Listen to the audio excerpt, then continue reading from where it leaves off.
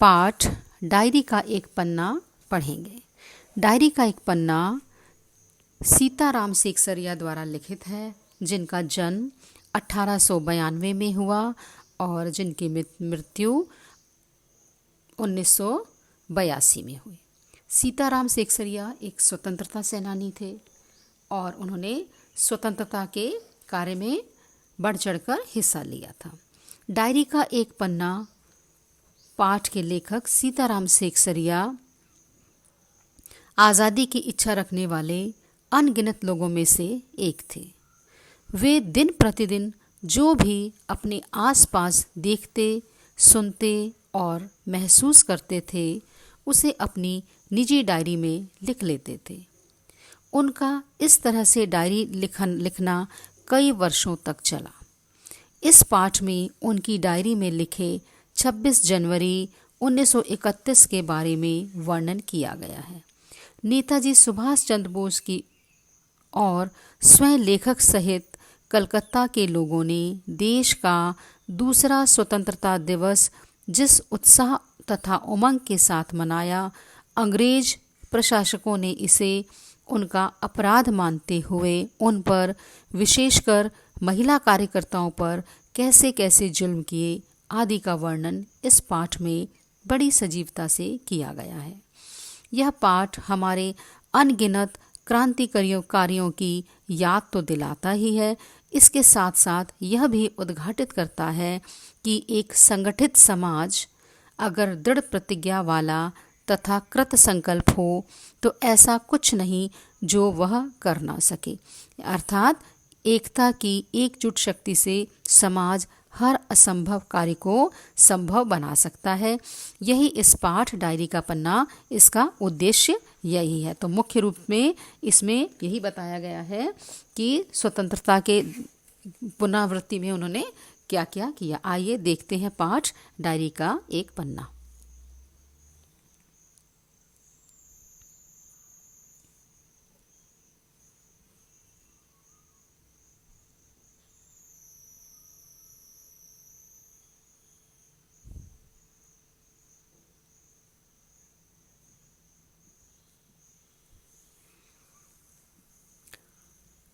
Diary का एक पन्ना 26 जनवरी 1931।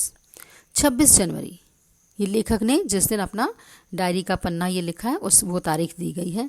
आज का दिन तो अमर है।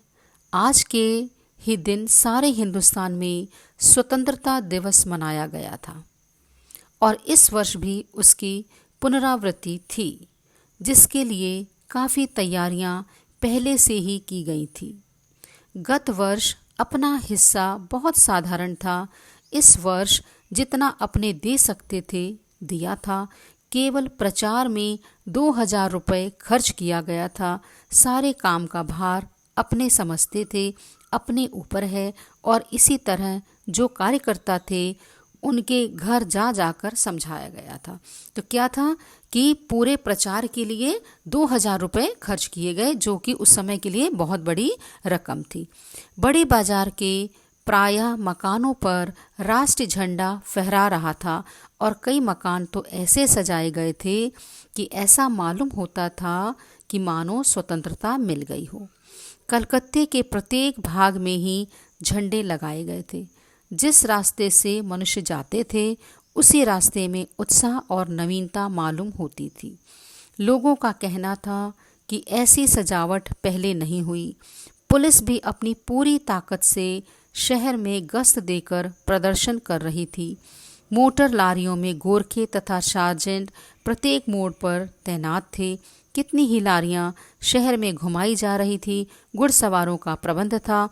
कहीं भी ट्रैफिक पुलिस नहीं थी। सारी पुलिस को इसी काम में लगाया गया था।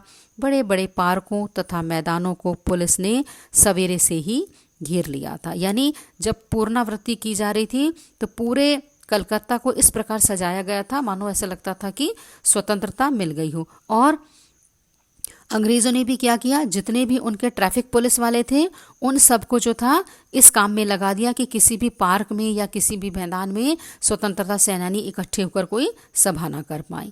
मॉन्यूमेंट के नीचे जहां शाम को सभा होने वाली थी उस जगह को तो भोर से 6 बजे से ही पुलिस ने बड़ी संख्या में घेर लिया था, पर तब भी कई जगह तो भोर में ही झंडा फहराया गया। श्रद्धानंद पार्क में बंगाल प्रांतीय विद्यार्थी संघ के मंत्री अविनाश बाबू ने झंडा गाड़ा तो पुलिस ने उनको पकड़ लिया तथा और लोगों को मारा या हटा दिया। तारा सुंदरी पार्क में बड़ा बाजार कांग्रेस कमेटी के युद्ध मंत्री हरीश चंद्र सिंह झंडा फहराने गए, पर वे भीतर ना जा सके। वहां पर काफ़ी मारपीट हुई और 2-4 आदमियों के सर फट गए। गुजराती सेविका संघ की ओर से जुलूस निकाला जिसमें बहुत सी लड़कियां थीं, उनको गिरफ्तार कर दिया गया। अब क्या हुआ, मॉन्यूमेंट के नीचे जहां झंडा फहराना था तो पुलिस जो को वहां पर पहले से ही तैनात कर दिया कि वहां पर कोई झंडा ना फहराया जाए, लेकिन स्वतंत्रता सेनानियों के अंदर इतना अधिक उत्साह था कि कई जगह पर उन्होंने भोर होने से पहले ही झंडा फहरा दिया था। और श्रद्धानंद पार्क में जो थे विद्यार्थी संघ के मंत्री अविनाश बाबू जब झंडा फहराने गए तो पुलिस ने उनको पकड़ लिया, उनको झंडा फहराने नहीं दिया। बहुत अधिक मारपीट हुई और इस जुलूस में जो था बहुत सी भागीदारी स्त्रियों की भी थी। 11 बजे मारवाड़ी महिला बालिक विद्यालय की लड़कियों ने अपने विद्यालय में झंडोत्सव मनाया। जानकी देवी मदालसा बजाज नारायण आदि भी गई थी। लड़कियों को उत्सव का क्या मतलब है समझाया गया। एक बार मोटर में बैठकर सब तरफ घूम कर देखा तो बहुत अच्छा मालूम हो रहा था। जगह जगह फोटो उतर रहे थे, अपने भी फोटो का काफ़ी प्रबंध किया गया था। 2-3 बजे कई आदमियों को पकड़ लिया गया जिनमें मुख्य पूर्णोदास और पुरुषोत्तम राय थे। तो क्या था, जहाँ जहाँ झंडा फहराया जा रहा था और वहाँ पर वो क्या कर रहे थे, स्वतंत्रता सेनानियों को पकड़ भी रहे थे और मारपीट भी कर रहे थे। सुभाष बाबू के जुलूस का भार पूर्णोदास पर था, पर यह प्रबंध कर चुका था। स्त्री समाज अपनी तैयारी में लगा था। जगह जगह से स्त्रियां अपना जुलूस निकालने की तथा ठीक स्थान पर पहुंचने की कोशिश कर रही थी। मॉन्यूमेंट के पास जैसा प्रबंध भोर में था वैसा करीब 1 बजे नहीं रहा। इससे लोगों को आशा होने लगी कि शायद पुलिस अपना रंग न दिखलावे, पर वह कब रुकने वाली थी। यानी जब 1 बजे तक थोड़ी पुलिस छट गई तो लोगों को लगने लगा कि शायद अब पुलिस जो है अपनी इतनी एक्टिव नहीं होगी, लेकिन पुलिस ऐसे में रुकने वाली कहाँ थी। पुलिस तो स्वतंत्रता सेनानियों को इकट्ठा होना ही नहीं देना चाह रही थी। 3 बजे से ही मैदान में हजारों आदमियों की भीड़ होने लगी और लोग टोलियां बना बनाकर मैदान में घूमने लगे। आज जो बात थी वह निराली थी। क्यों निराली थी? क्योंकि पूरे कलकत्ता में ऐसा दृश्य दिखाई दे रहा था मानो हमारा देश जो है स्वतंत्र हो गया और हम स्वतंत्रता दिवस मना रहे हैं। जब से कानून भंग का काम शुरू हुआ तब से आज तक इतनी बड़ी सभा ऐसे मैदान में नहीं की गई थी। और यह सभा तो कहना चाहिए कि ओपन लड़ाई थी। ओपन लड़ाई क्यों थी? कि पुलिस कमिश्नर का नोटिस निकल चुका था कि अमुक अमुक धारा के अनुसार कोई सभा नहीं होगी। जो लोग काम करने वाले थे उन सबको इंस्पेक्टरों के द्वारा नोटिस और सूचना दे दी गई थी कि आप यदि सभा में भाग लेंगे तो दोषी समझे जाएंगे।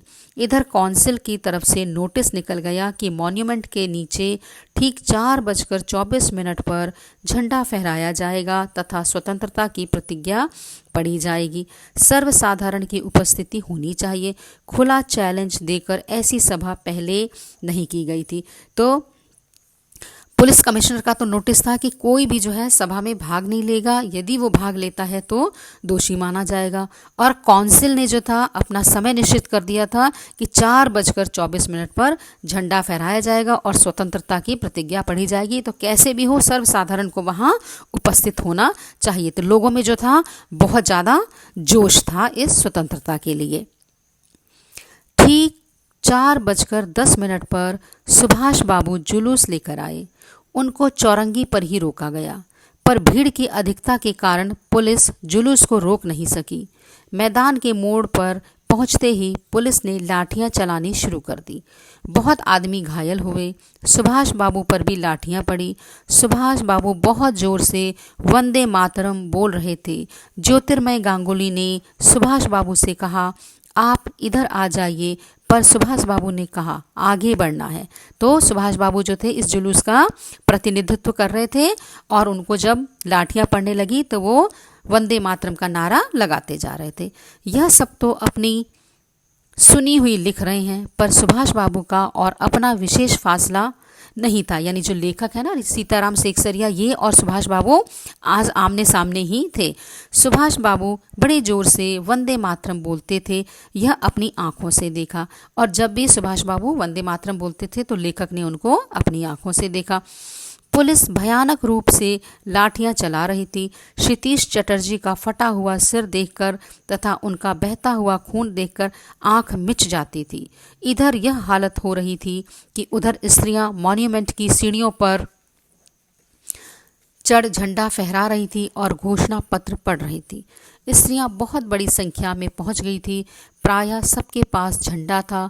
जो वॉलेंटियर गए थे वे अपने स्थान से लाठियां पड़ने पर भी हटते नहीं थे। तो जितने वॉलेंटियर थे वो लाठियां पड़ रही थी तो भी नहीं हट रहे थे। स्त्रियां जो थी वो भी बहुत जोर शोर से आगे बढ़ रही थी और झंडा फहरा रही थी। सुभाष बाबू को पकड़ लिया गया और गाड़ी में बैठाकर लाल बाजार लॉकअप में भेज दिया गया। कुछ देर बाद ही स्त्रियां जुलूस बनाकर वहां से चली। साथ में बहुत बड़ी भीड़ हो गई। बीच में पुलिस कुछ ठंडी पड़ी थी। उसने फिर डंडे चलाने शुरू कर दिए। अब की बार भीड़ ज़्यादा होने के कारण बहुत आदमी घायल हुए। धर्मतल्ले के मोड़ पर आकर जुलूस टूट गया। धर्मतल्ला एक कलकत्ता में एक जगह है जहाँ पर आकर जुलूस जो था बिखर गया था। उससे पहले वो बहुत जोर शोर से पुलिस की लाठियों का सामना करते हुए आगे बढ़ रहे थे और करीब 50-60 स्त्रियां वहीं मोड़ पर बैठ गईं। पुलिस ने उनको पकड़कर लाल बाजार भेज दिया। स्त्रियों का एक भाग आगे बढ़ा जिसका नेतृत्व विमल प्रतिभा कर रही थी। उनको बहु बाजार के मोड़ पर रोका गया और वे वहीं मोड़ पर बैठ गईं। आसपास बहुत बड़ी भीड़ इकट्ठी हो गई जिस पर पुलिस बीच बीच में लाठी चलाती थी। इस प्रकार करीब पौने घंटे के बाद पुलिस की लारी आई और उनको लाल बाजार ले जाया गया और भी कई आदमियों को पकड़ा गया। वृजलाल गोयनका जो कई दिन से अपने साथ काम कर रहा था और दमदम जेल में भी अपने साथ था, पकड़ा गया। पहले तो वह झंडा लेकर वंदे मातरम बोलता हुआ मॉन्यूमेंट की ओर इतनी जोर से दौड़ा कि अपने आप ही गिर पड़ा और उसे एक अंग्रेजी घुड़सवार ने लाठी मारी, फिर पकड़कर कुछ दूर ले जाने के बाद छोड़ दिया। इस पर वह स्त्रियों के जुलूस में शामिल हो गया और वहाँ पर भी उसको छोड़ दिया। तब वह 200 आदमियों का जुलूस बनाकर लाल बाजार गया और वहाँ पर गिरफ्तार हो गया। मदालसा भी पकड़ी गई थी। उससे मालूम हुआ कि उसको थाने में भी मारा था। सब मिलाकर 105 स्त्रियां पकड़ी गई थी। बाद में रात को 9 बजे सबको छोड़ दिया गया। कलकत्ता में आज तक इतनी स्त्रियां एक साथ गिरफ्तार नहीं की गई थी। करीब 8 बजे खादी भंडार आए तो कांग्रेस ऑफिस से फ़ोन आया कि यहाँ बहुत आदमी चोट खाकर आए हैं और कई की हालत संगीन है। उनके लिए गाड़ी चाहिए। जानकी देवी के साथ वहाँ गए। वहाँ बहुत लोगों को चोट लगी हुई थी। डॉक्टर दास गुप्ता उनकी देख रेख तथा फ़ोटो उतरवा रहे थे। उस समय 67 आदमी वहाँ आ चुके थे। बाद में तो 103 तक आ पहुँचे। अस्पताल गए लोगों को देखने से मालूम हुआ कि 160 आदमी तो अस्पतालों में पहुँचे और जो लोग घरों में चले गए वे अलग हैं। इस प्रकार 200 घायल जरूर हुए हैं। पकड़े गए आदमियों की संख्या का पता नहीं चला, पर लाल बाजार के लॉकअप में स्त्रियों की संख्या 105 थी। आज तो जो कुछ हुआ वह अपूर्व हुआ है। बंगाल के नाम या कलकत्ता के नाम पर कलंक था कि यहाँ काम नहीं हो रहा है, वह आज बहुत अंश में धुल गया और लोग सोचने लग गए कि यहाँ भी बहुत सा काम हो सकता है। यानी कलकत्ता में कहा जाता था कि यहाँ पर जो है स्वतंत्रता के लिए कुछ कार्य नहीं किया गया, लेकिन 26 जनवरी 1931 में लेखक शेख सरिया की जो डायरी का पन्ना है उससे हमें यह ज्ञात हो जाता है कि कलकत्ता में भी बहुत अधिक काम किया गया था और स्वतंत्रता के लिए लोग जो है जोश से भरकर आगे आए थे।